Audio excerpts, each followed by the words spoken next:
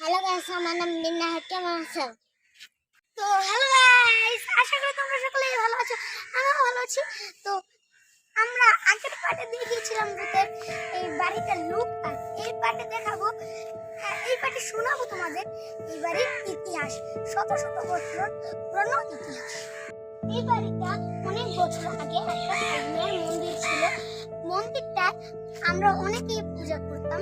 তো এখানে এক যে মালিক ছিল না, এইটা অনেক বছর আগে পুরানো ছিল।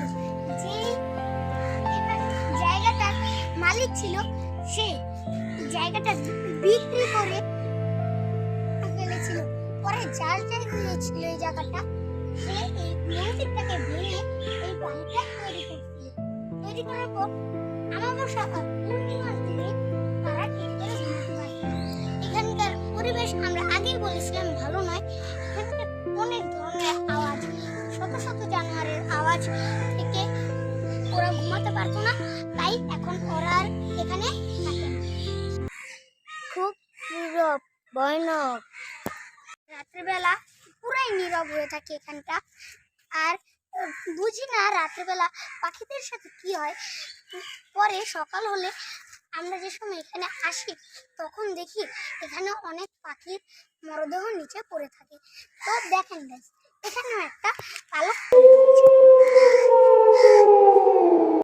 গাইস দেখেন, হঠাৎ করে একটা বৃদ্ধ লোক আমাদের দিকে কেউ দেখে।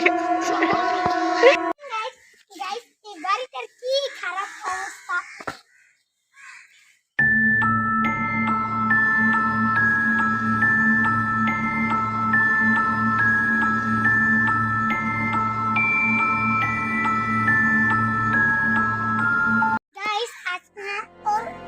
ছোট বোনটার খুবই ভয় লাগছে, আমারও ভয় লাগছে, আর ক্যামেরাম্যান সহ সবাই ভয় লাগছে।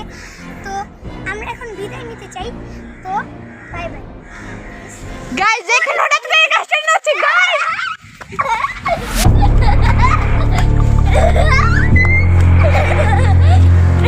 না তো দেখলেন ওখানে আমাদের সাথে কিরকমটা হলো, ওখানে আমাদের সাথে কি হলো, তাই আমরা ওখান থেকে একটু এখানে এসে আপনাদের সাথে আবার দেখা করলাম।